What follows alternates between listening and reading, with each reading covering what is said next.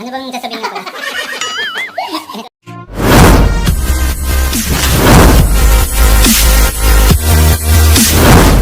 So, ayun mga master, no? Isang mapagpalang umaga po sa inyong lahat at a'udzubillah minasyaitonir rajim. Bismillahirrahmanirrahim. So, hi dyan sa ating mga kababayan sa Middle East, mga kamaster. So, mayroon po tayo, ay nandito pala tayo sa Pinagpala Village.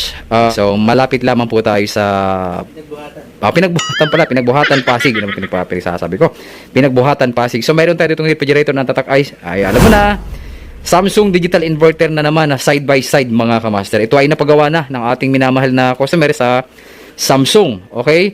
Ngayon, ang problema naman na ito ay totally wala na talagang lamig, mga kamaster. So, tunghayan po natin sa mga oras na ito kung anong naging problema ng refrigerator ng ating minamahal na customer, mga kamaster. Okay?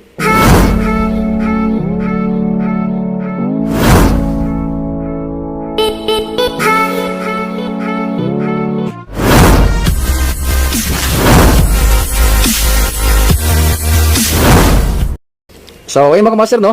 Pagkalipas ng mahaba-habang oras, tayo po ay tapos na sa ating isinagawang pagre-repair ng Samsung digital inverter na side by side, mga kamaster. Klaro?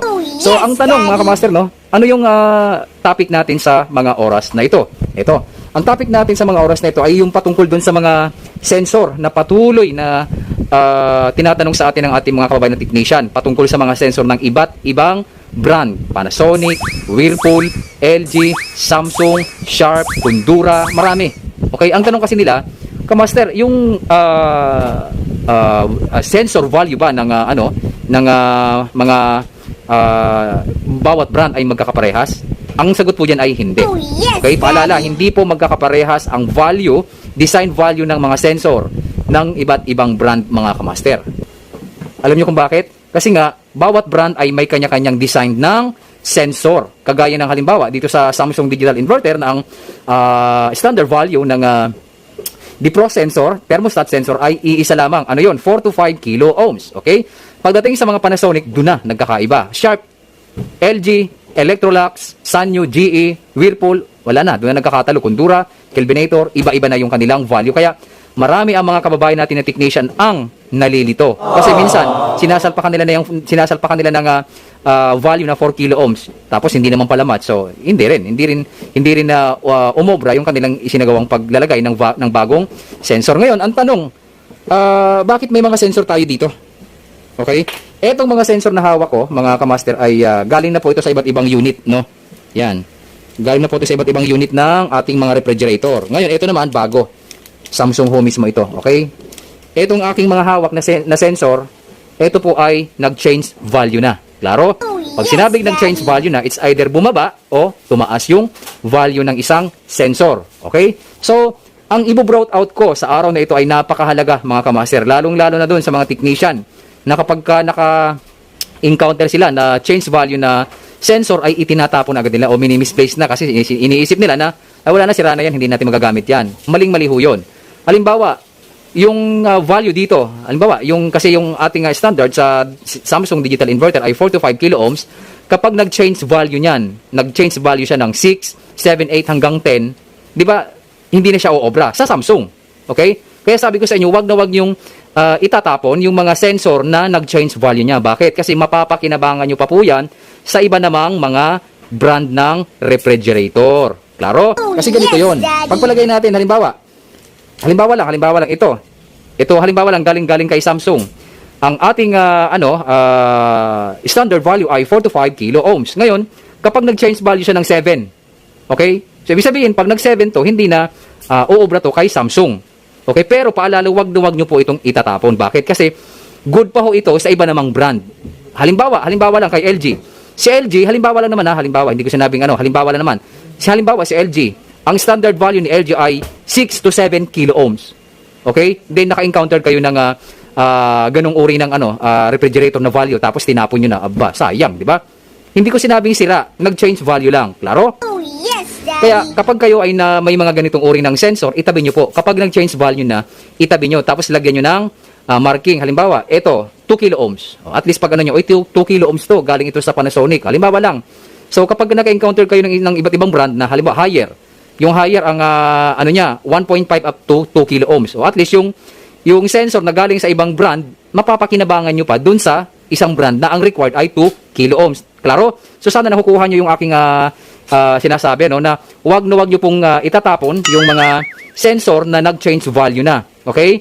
So papakitaan ko kayo ng ng patunay, no, sa pamamagitan ng ating tester. Iseseto natin to sa resistance, yan. So subukan ho natin dito. Ito ay galing sa iba't ibang uri ng brand, mga kamaster. Itetest ho natin lahat, no? Pagpapatunay lamang na ang ating isinasagawang tutorial sa mga oras na ito ay mapapakinabangan ng ating mga minamahal na technician. Klaro? Ayan. Mayroon tayo nakukuhang yan, 22 kilo ohms. Klaro? So yung 22 kilo ohms naman, mapapakinabangan nyo ito sa mga inverter na aircon. O kita nyo, may natutunan kayo ngayon. Kasi sa mga inverter na aircon, halimbawa, si LG na inverter aircon, di naman kayo si Carrier, Kundura, ang mga reading nila, minsan pumapalo ng 20 up to 25 kilo ohms. O at least, mayroon kayong pang-testing. Klaro? Kasi ang mahalaga doon, yung reading na nakukuha natin doon sa sensor na yun, na pwede naman sa ibang unit, kagaya ng aircon. Klaro? So kung may nakuha tayong 22 kilo ohms, 22.8 kilo ohms, pwede pala to doon sa mga aircon, kamaster. O, di ba? At least may natutunan kayo. Okay? Na hindi lahat ng nag-change value ay sira na. Nag-change value lang siya. Kasi nga, sabi ko nga sa inyo, ang iba't ibang refrigerator ay may mga kanya-kanyang design ng parameters value ng mga sensor. Hindi ibig sabihin, nag-change value na yung kay Samsung ay hindi na pwede sa iba. Pwede pa po yan. Okay? Halimbawa, itong ang sinasabi ko, 22 kilo ohms, pwede pa po ito sa mga aircon na mga matataas yung required na parameters pagdating sa mga sensor. Klaro? So, pwede ho ito sa aircon. Kaya wag nyo pang itatapon yung mga sensor na nag-change value na. Ang gagawin nyo lang, lalagyan nyo na ng label, ito 22 kilo ohms to. At least pag naghanap kayo, ito 22 kilo ohms pa to, pwede to sa aircon. O yan. Klaro? So, itatabi na natin to. Kuha tayo ng iba. Okay. Ito namang blue. Hindi, maya na to. Yan, ito muna. Ito, alam ko, galing sa Panasonic to eh. Tingnan natin. Yan.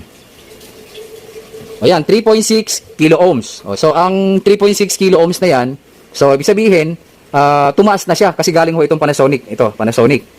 Okay, so matetesting nyo naman to yung 3.6 kilo ohms sa ibang brand ng refrigerator. Kaya, hindi ibig sabihin, itong sensor mo na galing sa Panasonic ay nag-change value na, ay hindi na pwede sa ibang brand. Pwede pa po. Okay, kaya, wag nyo po itong itatapon. Yan. Then, ito naman kulay orange. Yan, orange naman. Hindi naman kailangan bumili talaga ng bagong mga sensor. Kailangan nyo lang ng technique. Huwag nyo lang itatapon yung mga sensor na nag-change value. Mapapakinabangan nyo pa po iyan, mga kamaster. Klaro? Oh, yes, Check natin itong isa. Kulay orange. Iyon. Yan. Tingnan natin. O yan 7.5 kilo ohms. So pwede ho ito sa LG. Sa mga LG kasi minsan yung LG 5 to 10 kilo ohms. Yung iba naman 7 to 10 kilo ohms. Kaya nga hindi ho pare-parehas na value ang bawat brand ng refrigerator natin. At least kung itong kulay orange na to ay nag-change value na. Halimbawa galing sa Panasonic from 2 kilo ohms, nag-change value siya ng 7.6. O hindi pwede ito sa LG. Halimbawa lang naman pwede ito sa LG, mga kamaster. Okay? So sana nakukuha niyo yung logic, no? Then ito naman, yan, ito pa. So marami ho akong mga sensor dito na tinatago lamang, tinatambak. Ito kasi galing sa mga, yan, 3.6 din. Okay, 3.6 kilo ohms. Ito ay galing sa mga refrigerator, iba't ibang uri ng refrigerator na nag-change value ang sensor, pero hindi ko tinatapon. Bakit? Kasi pinang-testing ko pa ito sa ibang refrigerator, mga kamaster. Yan.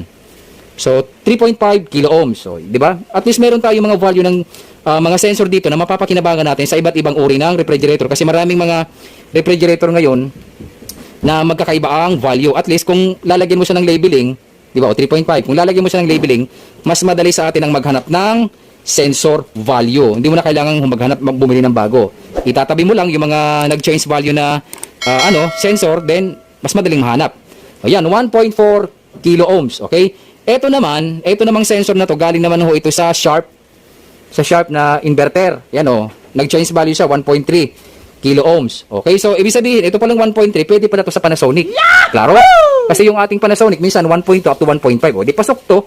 Di ba? Ito, hindi pwede sa Sharp kasi sira na, nag-change value na nga. Pero, ito naman, pwede pala sa iba. Pwede pala sa Panasonic. O di ba? Natuto pa kayo. Nakuha nyo naman yung technique ni Kamaster. Yan. Kaya huwag tapon ng mga sensor kasi napapakinabangan ho natin yan pagdating ng mga oras. Ayan. Yun, 3.6 kilo ohms. Then, ito naman blue. Ito pa. Itong puti. So marami ho tayo dito mga sensor na tatatabi. Pansin mo hindi ko tinatapon. Bakit? Yan po yung sikreto ko. Yan, 3.6. Yan po yung sikreto ko. Kaya ho tayo nakakagawa ng iba't ibang uri ng refrigerator. Kasi, kapag alanganing oras, alanganing lugar, alanganing araw na wala tayong mabibilhang mga sensor, yung sensor ko po, ang 3.6, yung sensor ko po na mga nag-change value na ang ating nagagamit sa iba't ibang unit, mga kamaster. Okay? Kasi bibili ka, magkano, tapos, di ba, ilang araw pa i-deliver, kung sa online man yan, o di naman kayo sa ibang mga tindahan, so hassle. Yan, 3.6. Pero kung mayroon kang, nakatambak lamang sa bag mo na mga sensor na nag-change value, at least meron ka madudukot. Meron ka mapapakinabangan ng mga sensor. Yan, 3.6. Okay? Then, alin pa ba? Ito, mga puti na to. Kasi karamihan dito mga kamaster galing sa Panasonic. Panasonic, Kondura, yan, Hanabishi, Kelvinator, yan, Sharp, GE. So, halo-halo na po yung ating sensor dito mga kamaster. Yan. Yan, 1.3 kilo ohms. So, pwede ho ito sa Panasonic. Ito ay galing ito sa sa Whirlpool. Sa Whirlpool na inverter mga kamaster. Yan. So, kuha na ho natin itong isa. Yan. Ito naman thermostat sensor to ng Samsung, kulay blue. Tingnan natin. Nag 3.6. Okay? Ito naman. Ito, thermostat pa rin ng Samsung. Na bottom freezer. 3.6. Ito naman, Samsung pa rin. Ayan, 54 ohms. Okay, so yung 54 ohms na to, magagamit pa ho natin ito sa aircon, no? Particular doon sa mga inverter aircon, halimbawa sa Daikin, sa Hitachi, yan, sa Hitachi, sa Fuji Air, yung mga sensor na may mga matataas na value, magagamit ho natin to. Hindi pa ho ito sira kapag dating sa ibang mga brand na may required na 50 up to 60 ohms na value, magagamit ho natin to. Pero siyempre, doon sa pinanggalingan na ito, sira na, change value na. Pero sa ibang aircon, pwede to. Aandar ang ating aircon. Ito naman, pinakalast, 3.5 kilo ohms. So, ito po yung sinasabi ko mga kamaster, no, na mahalagang bagay patungkol dito sa ating mga sensor na ito. Okay? So, at least meron po kayong natutunan sa mga oras na ito patungkol dito sa mga sensor na nag-change value na, huwag nyong itatapon. Okay? Kasi mapapakinabangan nyo pa ho ito pagdating sa iba't ibang uri ng mga brand ng refrigerator na may kanya-kanyang design ng value mga kamaster. Klaro? So, sana nakatulong itong munting video na ating ibinahagi sa mga oras sa ating mga kabayan technician. Okay? So, meron ho tayo ditong nakukuhang negative 1 sa ating suction line at saka 150 PSI naman sa ating sa ating liquid line, sa ating bomba. Then kuha na natin ng high head temperature.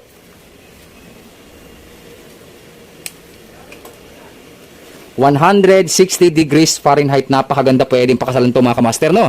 So, okay na po ito mga kamaster, no?